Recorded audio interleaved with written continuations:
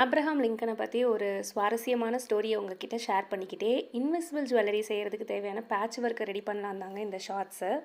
America ஜனாதிபதியாக இருந்த Abraham Lincoln ஒரு கூட்டத்தில் பேசிகிட்டு இருக்கும்போது அவரை பிடிக்காத ஒருத்தர் அவரை அவமானப்படுத்த நினச்சி அவரோட காலில் இருந்த செருப்பை தூக்கி காட்டி, நீங்கள் ஒரு செருப்பு தைக்கும் தொழிலாளியின் மகன் என்பதை மறந்துடாதீங்க, இங்கே பாருங்கள், இது உங்கள் அப்பா தைத்த செருப்பு தான், இதைத்தான் நான் இன்னும் பயன்படுத்திட்டு இருக்கேன்னு சொன்னாராம். அவரை அமைதியாக பார்த்த ஆப்ரஹாம் லிங்கன், நான் செருப்பு தைக்கும் தொழிலாளியின் மகன் என்பதை நான் ஒரு நாளும் மறக்கலை. உங்கள் செருப்பு இவ்வளவு காலம் உழைப்பதிலிருந்தே என் தந்தை எவ்வளவு சிறந்த தொழிலாளின்னு தெரியுது. ஒருவேளை இந்த செருப்பு பழுதடைந்தா என்கிட்ட கொண்டு வாங்க, எனக்கு செருப்பு தைக்கவும் தெரியும், நாட்டை ஆளவும் தெரியும்னு சொன்னாராம். எவ்வளோ ஒரு ஞானமான பதில் கொடுத்துருக்கிறாருல்ல. நாம் எப்பயுமே என்ன வேலை செய்கிறோம், என்ன தொழில் செய்கிறோம் அப்படிங்கிறது முக்கியம் இல்லை, நம்ம செய்கிற வேலையை எவ்வளோ சின்சியராக உண்மையாக செய்கிறோம் அப்படிங்கிறது தான் முக்கியம். நம்மளோட சின்சியாரிட்டி நம்மளை கண்டிப்பாக ஒரு நாள் முன்னாடி கொண்டு வரும். தேங்க்யூ.